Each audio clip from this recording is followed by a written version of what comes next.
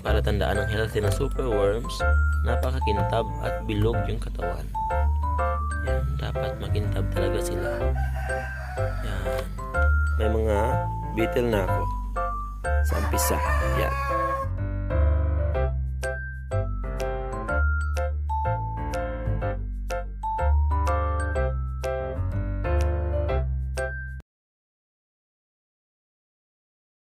Good morning mga ka-farmers. For today's video, may update tayo sa ating superworm farming. Wala nang intro-intro. Tara! Ito ko sila lahat nilagay. Yan. Yan. Sinicure ko ng ng trapal para hindi siya pasukin ng mga bad influence. Balik yung pusa dito.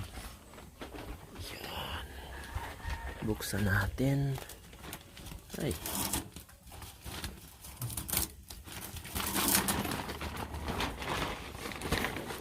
Yan, bali ganyan yung itsura niya.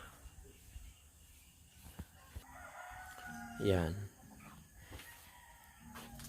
So, andito yung ating superworms.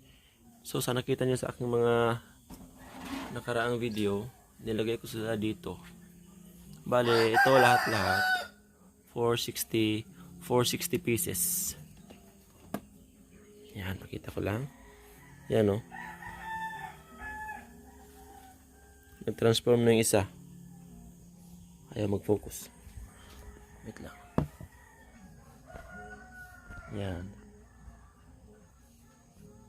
Yan. So, yung isa, naging pupae na sila. Yung iba naman, nagiging C-shape na. Yan, magandang sinyalis yan na healthy yung ating mga superworms. Yan, oh. Yan. So, isang linggo mahigit pa lang to. Ang bilis nila mag-transform. So, meron din akong mga ganito. Yan. Yung aking mga salad cups. Kasi ito lahat, lang to lahat. Dalawang layer. 136 pieces lang to. Compare mo dito, pag ito yung ginamit mo, napakaliit ng space na cover nila. Pero, meron tong 460 pieces. So, ang laki ng space na nasa-save mo dito. Pag ganitong setup yung ginamit mo. Yan. Easy access ka pa. Kaya lang may kamahalan to eh. Hindi ko alam kung magkano dito sa Pinas. Nire-recommend ko talaga yung ganitong setup. Kasi napakalaki ng masasave niyong space. Yan. Pakita ko ba yung iba? Yan o. Marami na sila dyan.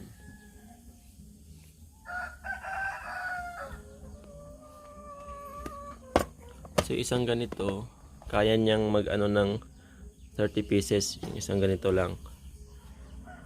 Ito naman, kaya niya yung 10. Yan eh. Nababaklas to eh. Yan. 10 to. Tapos, 10 piraso siya. So, ito na, 100 na to lahat eh.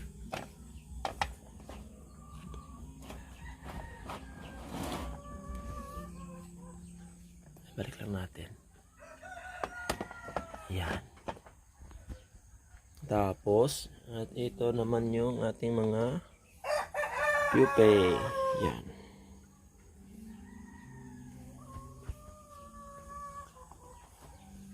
Ito pa. Yung isa, start na siyang mag-transform. Magiging darkling beetle na to mamaya. Yan. Pag naging pula yung noon nila, tapos nangingitim na yung parang paa nila. Yan. Wala na isang araw yan. Magiging beetle na yan. Tapos, nandito yung ating mga beetle. Yan. Ito days old pa to. Mga 3 araw pa ito yung ganitong kulay, yung brown. Ito, mahigit 10 araw na to. Ayan. So nilagyan ko sila ng hide. Ito yung hide nila. Ito yung paitlugan nila. Yan. Ito yung water source nila. Yan. Lumang oatmeal. Yan. So bawat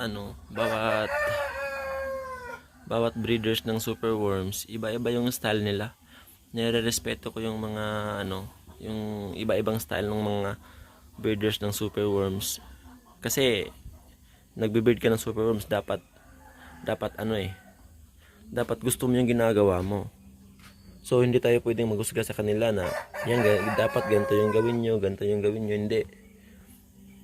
Kasi gusto nilang gawin yun eh. Yun yung paraan nila ng pagbe-breed ng superworms. As long as productive yung breeding mo, walang problema. Kahit anong paraan, pwede. So sa paraan ko naman, wala pa naman akong itlog ngayon eh. Wala pa akong production ng itlog ngayon. Pero may mga beetle na ako sa umpisa. Yan. Mga 30 plus pa to eh. So pag nag-hatch to lahat, ito, at saka ito, 460 pieces din to. Kasi ito lahat galing eh. Yung first batch. Dito lahat galing. Ayan.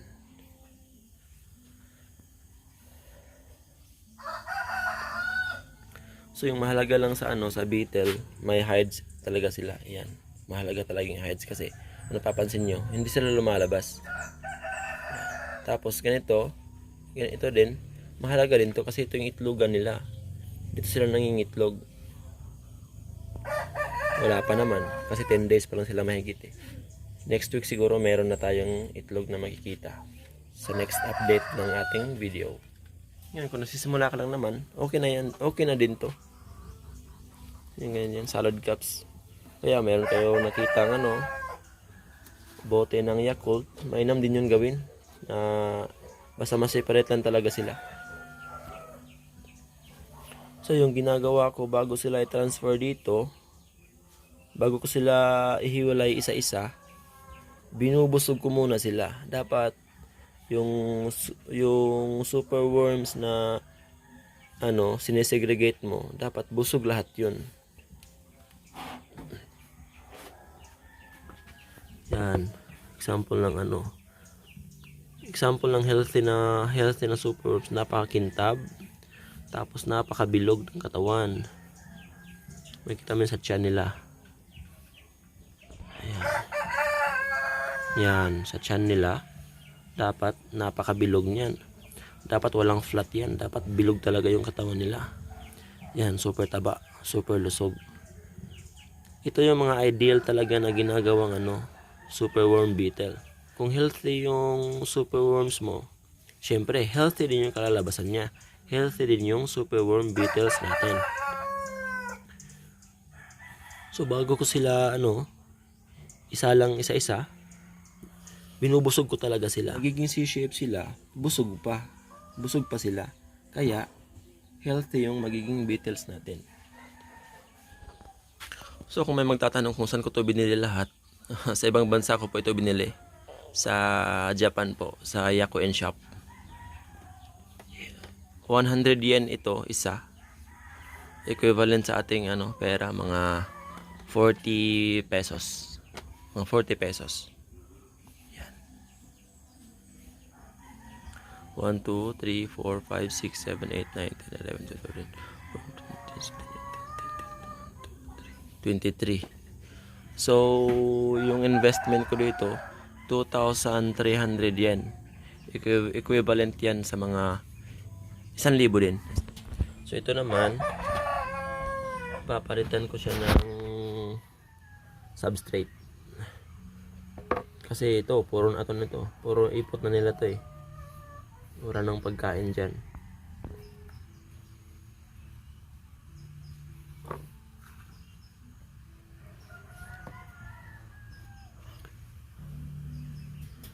So papalitan ko sila ng ano, ng substrate. Papalitan ko ng Ensure. Hindi, joke lang. Ano to? BC. Wala akong cameraman ngayon. Wala akong cameraman. Ayay.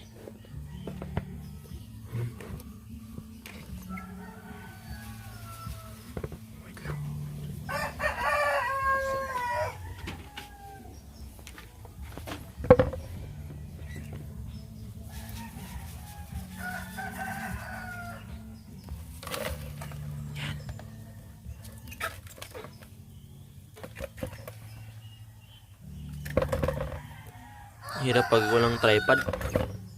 Makakabili kaya ako ng tripod? Baka naman Shopee.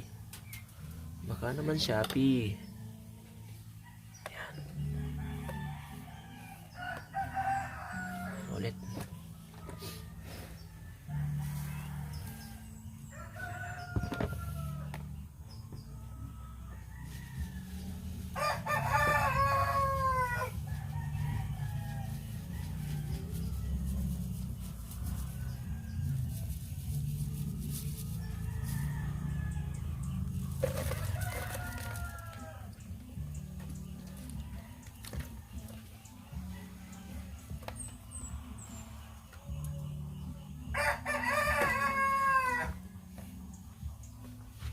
So yan, para tandaan ng healthy na superworms, napakakintab at bilog yung katawan.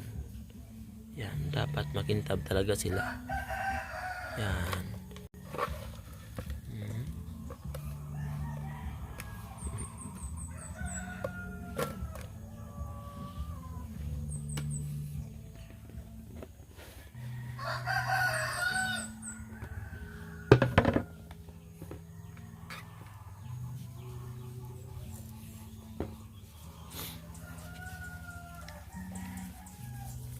Sira na yung sifter ko. Yan, sira.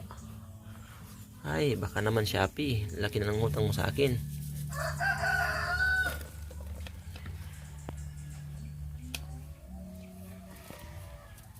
Yan. So sa aking vlog, no, kulang ako ng tripod. Tripod yung kulang sa akin. Yan. Pusin natin ito.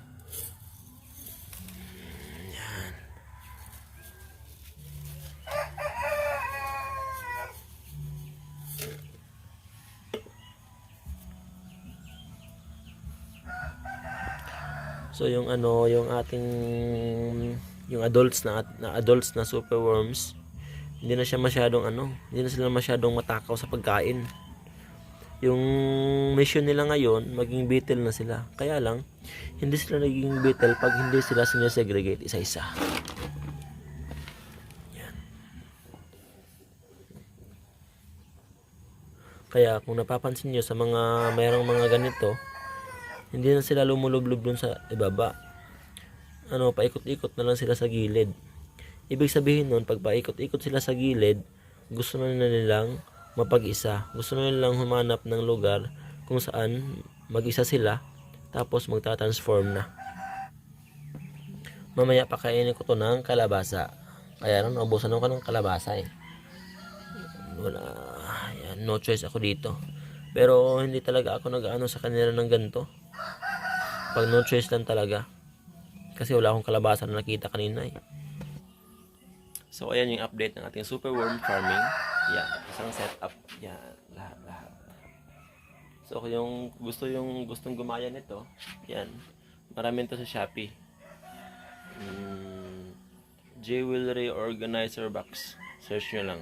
Meron to, marami dito doon. Ito naman, low budget to. Low budget, pwede rin yan. Ito, tag 29 pesos lang yan. Sa ating mga suking tindahan. Yan.